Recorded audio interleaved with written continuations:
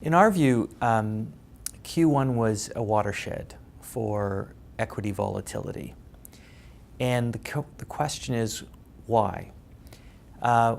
If we step back to 2017, markets enjoyed the Garden of Eden for passive investing, because passive investing is driven by low interest rates and low volatility.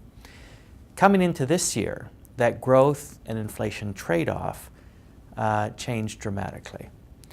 And we think we've seen the inflection in volatility for the rest of this cycle. So the question is, what does that mean?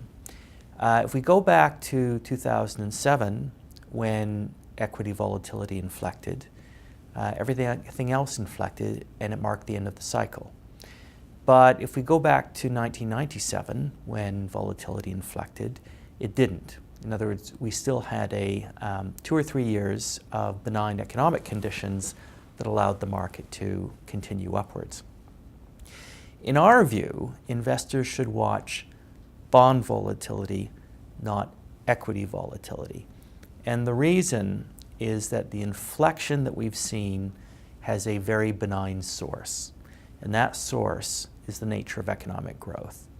Investors have finally begun to realize that economic growth in the United States will be stronger for longer, and yet we still don't face any inflation pressures.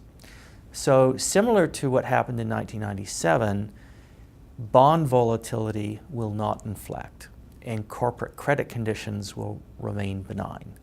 And that's why we think this particular equity inflection so far will be a benign one.